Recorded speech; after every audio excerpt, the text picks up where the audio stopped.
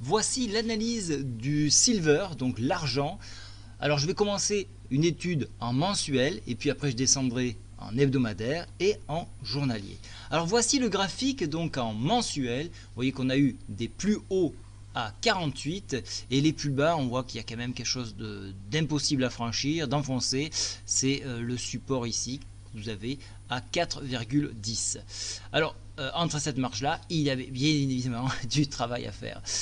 Actuellement, en mensuel, on a un support qui est très puissant, il se trouve à 16,30. Donc ça, c'est un point à ne absolument pas enfoncer, sinon, mensuellement, on pourrait tirer en direction des 13,60. Ça veut dire que donc quand même, la marge est assez faible dans le sens de la baisse, en mensuel. Regardez, au niveau des histogrammes ici, on a quand même un sens baissier qui est plutôt marqué. On le voit donc sur la baisse ici de la MACD, donc ça c'est assez négatif. Au niveau des volumes, il y a quand même un retour au volume ici. Alors ça se présente par le fait que nous rattaquons l'année et donc il y a des positionnements qui se font. Alors donc ça c'est assez vague, donc on a quand même un état général, on est plutôt descendant, mais quand même on arrive sur une zone de consolidation qui est comprise donc dans ces deux bornes là, qui peuvent faire support. Donc maintenant je passe en hebdo. En hebdo, alors là je vais un petit peu agrandir. Alors, je vais parler d'abord des indicateurs techniques, puis après je vais parler du graphique.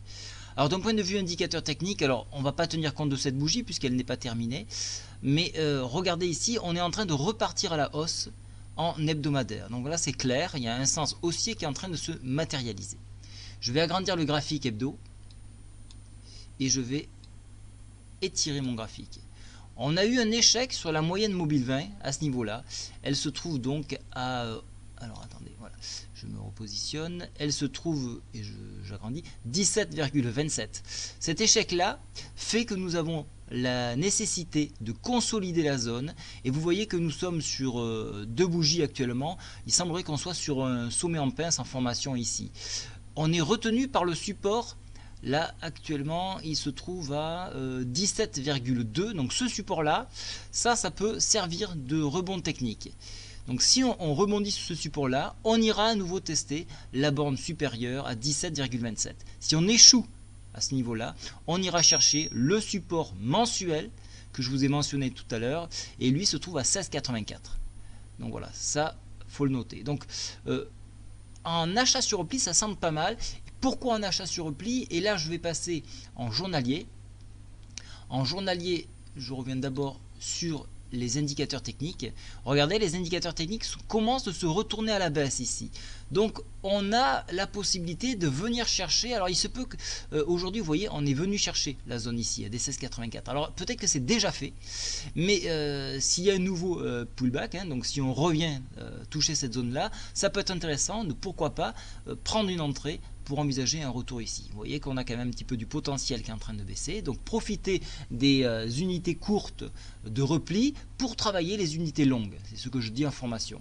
Donc on prend appui ici. Donc il y a une zone donc à 16,81, une zone ici sur la moyenne mobile 20 qui se trouve à 16,71, une zone à 16,50 et puis une autre à 16,17. Voilà, tout ceci sont des zones de travail, sachant que les deux bornes encadrantes de support se trouvent donc entre 16,19 et entre 16,83.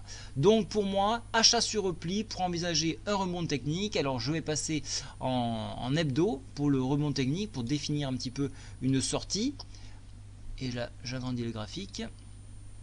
Alors sur dépassement de cette borne là, direction 17,42, extension 17,75 avec un point max actuellement 18,28, 18,29.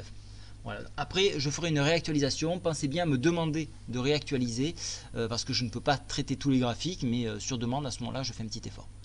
Voilà, donc là attention, je le remarque maintenant, il y a quand même un couloir de tendance qu'il va falloir surveiller. Je vais essayer de le matérialiser. Voilà, alors c'est approximatif, mais ça au moins ça donne une idée.